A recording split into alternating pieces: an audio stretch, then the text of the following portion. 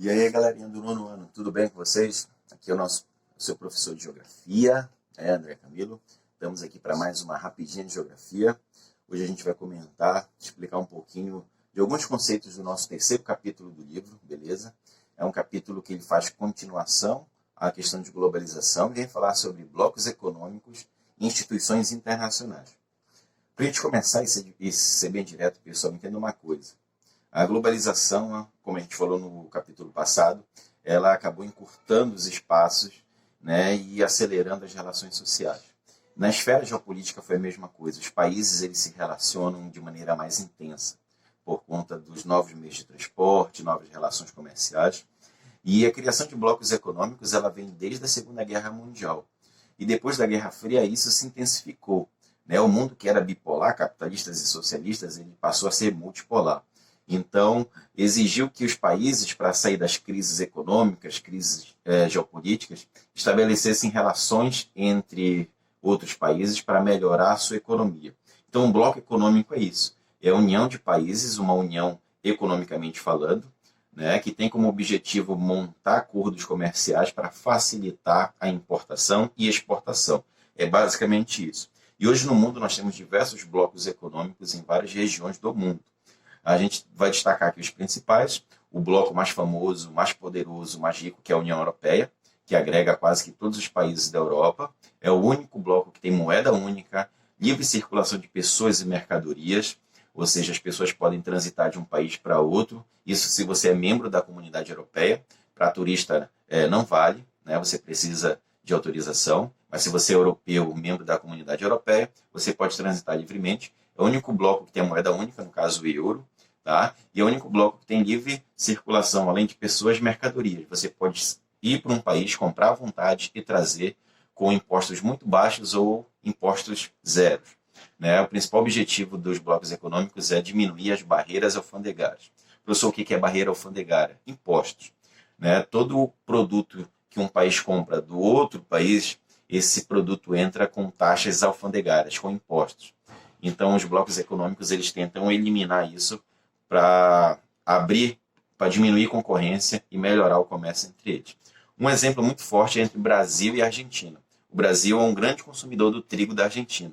E como o Brasil faz parte do Mercosul, que é o bloco, Mercado Comum do Sul, que é o bloco aqui da nossa região, do qual eu tenho Brasil, Argentina, Paraguai e Uruguai como membros, o Brasil compra mais trigo da Argentina do que dos Estados Unidos. Por quê, professor?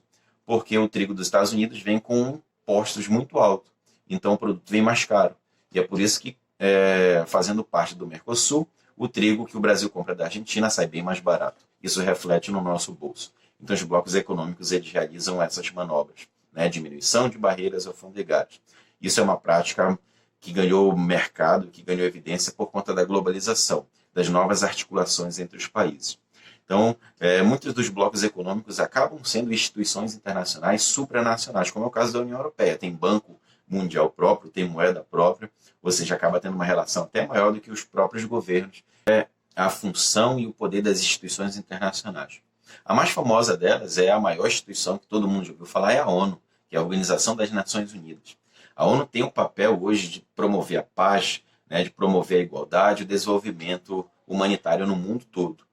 Veio a Segunda Guerra Mundial e pós-Segunda Guerra Mundial, em 1945, a ONU foi criada justamente para tentar promover a paz. E hoje nós temos várias outras instituições que são interligadas à ONU, como o Conselho de Segurança, como a FAO, que trabalha com a questão da agricultura, a Unesco, que trabalha com o desenvolvimento de crianças e adolescentes, tá? A Unicef,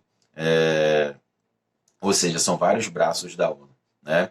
Então, nesse sentido, pessoal, nós temos as instituições para tentar controlar, para tentar manter o que a gente chama de ordem global. Né? A ONU é a principal delas, mas eu tenho outras de cada área específica. Uma outra instituição muito forte conhecida é a OMC, é a Organização Mundial do Comércio. Ela tem o papel de controlar o comércio mundial para que não haja desequilíbrio. Né? E a principal função do OMC é não deixar que os processos de protecionismo ocorra de um país para outro. Professor, o que é protecionismo? A própria palavra te ajuda a entender. Vem proteção. É quando um país, por exemplo, ele acaba pagando, injetando dinheiro na produção, né? E essa mercadoria ela sai mais barata porque teve ajuda do governo.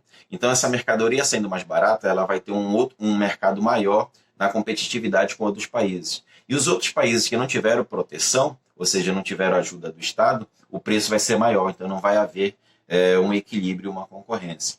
Professor, protecionismo é proibido? Não, não é proibido, pessoal. Ele pode ser feito, qualquer Estado, presidente, nação pode ajudar os seus produtores agrícolas, a indústria, qualquer setor da economia. O problema é que esse protecionismo não pode desequilibrar as trocas comerciais. Para isso serve a OMC.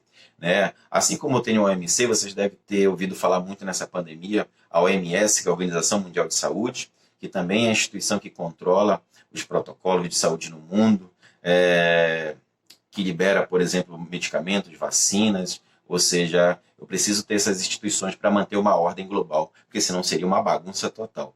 Então esse é que é o papel das instituições hoje no cenário da nova ordem mundial. Os blocos econômicos, as instituições internacionais, seja do setor, seja da área de saúde, seja da área econômica, da área cultural, né, elas servem como uma forma de equilíbrio social dentro hoje dessa nova ordem mundial. Além dessas instituições globais, eu tenho as instituições regionais e até locais, como as ONGs, Organização Não Governamental. Elas também têm esse papel, só que elas atuam de maneira mais específica. Professor, mas eu tenho ONGs que são internacionais. Exatamente, né? Médicos Sem Fronteiras é uma ONG global, que são aqueles médicos que trabalham em áreas de risco, catástrofes, guerras. A Cruz Vermelha, né? Também são ONGs internacionais. E a gente tem as ONGs mais locais, como aquelas ONGs que trabalham com as questões de animais, idosos, dependentes químicos. Todas são instituições, algumas internacionais, outras locais, mas que existem para tentar manter um controle, para tentar manter uma certa regularidade no mundo hoje da chamada nova ordem mundial.